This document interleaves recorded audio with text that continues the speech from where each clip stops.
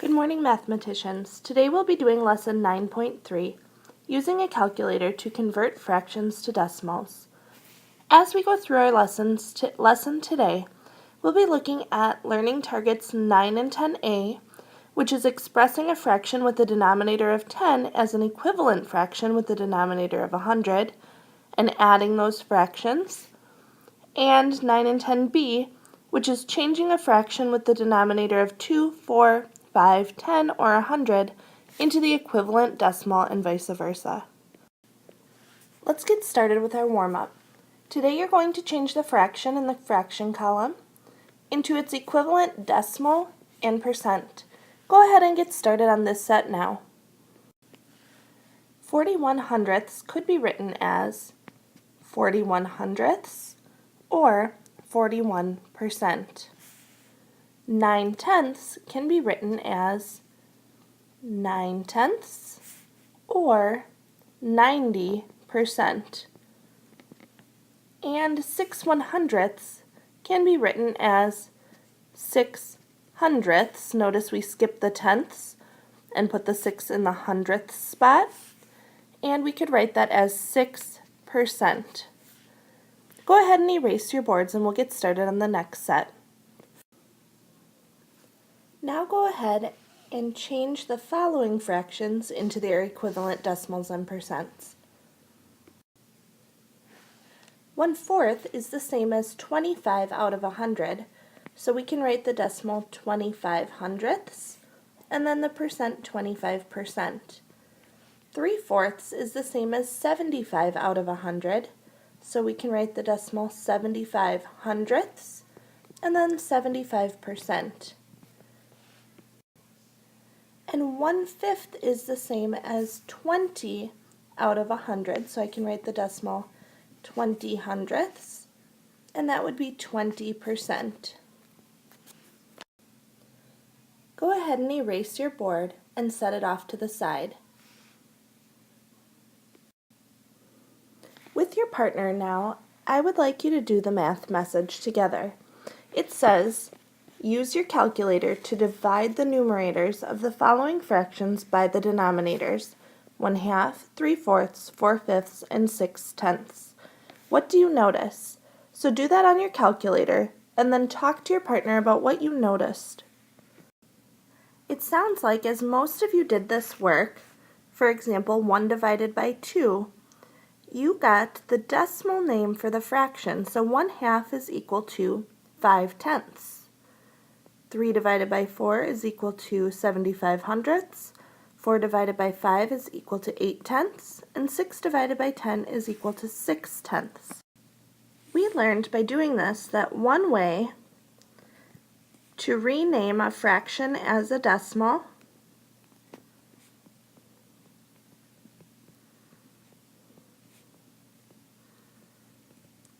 is to divide its numerator by the denominator.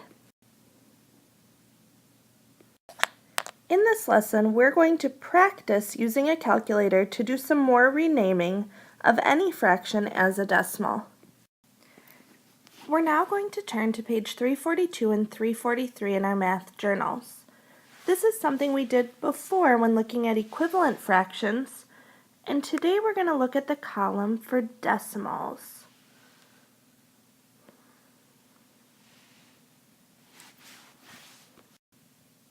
That first one is already given to us as an example for 0 halves. How you would figure that out is on your calculator, you would do 0 divided by 2, and they found that the decimal is 0. This other one, 2 halves, was also done for us. So on your calculator, if you were to have done that, you would have done 2 divided by 2, and found that that equaled 1 for your decimal. We also just did 1/2.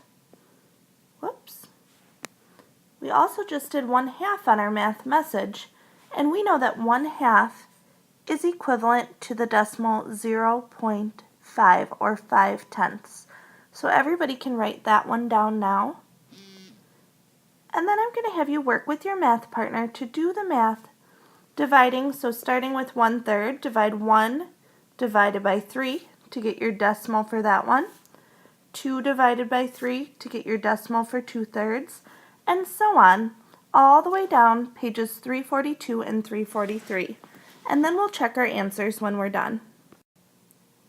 Some of the answers you get might have several numbers after the decimal place on your calculator. Make sure to record up to the 6 digits following the decimal point as you record it in the spot on the page. Alright, let's check our answers. 1/3 could be written as 0.333333. 2/3 could be written as 0.666666. 1/4 can be written as 0.25. 3/4 can be written as 0.75. 1/5 can be written as 0.20. 2/5 can be written as 0.40. 3/5 can be written as 0.60 or 60/100ths. 4/5 can be written as 0.80 or 80/100ths. 1/6 can be written as 0.166666. 5/6 can be written as 0.83333. 1/8 can be written as 0.125 or 125 thousandths. 3/8 can be written as 0.375 or 375 thousandths. 5/8 can be written as 0.625 or 625 thousandths. And 7/8 can be written as 0.875 or 875 thousandths. Let's look over now at page 343. 1/9 can be written as 0.111111. 2/9 can be written as 0.222222. And for the rest of them, I'm going to have you check down the page to make sure you have the correct answers. If you do, give a thumbs up. If you don't, make sure you change them on your page.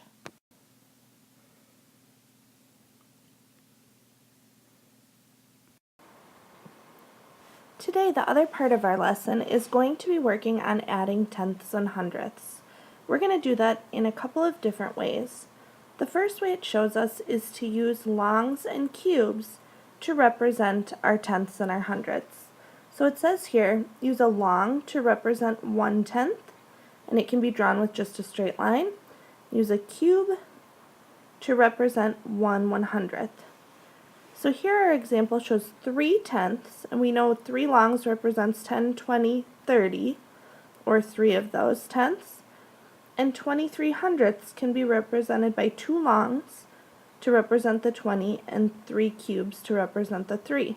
When we add 3 plus 2/10, that equals 5 or 50, and then 3, so 53/100ths. So looking at number 1, I have 5/10.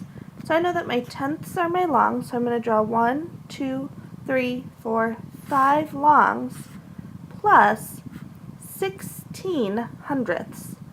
So I know that 16 is made up of 1 10 and 6 ones. 2, 3, 4, 5, 6. And now I'm going to go ahead and add up my tens first. So I have 5 plus 1/10 is 6/10, which is 60, and 6 ones, so 66/100ths would be how I could add those up. Another way I can do it to help me be able to visualize or see what I'm doing is I can shade in one of my hundredths grids. So looking at this example, it shows 3/10 shown with the darker shading, here's 1, 2, 3 tenths, and 27 hundredths. So I could shade 10, 20, and then 7 here. And when I count those all up and add them together, I get 57 hundredths. So let's look at this first one down here as an example. You can see that the first number is 5 tenths, so I'm going to shade that with my red. And I know that tenths are going all the way down, so 1, 2, 3, 4, 5, and shade that all in.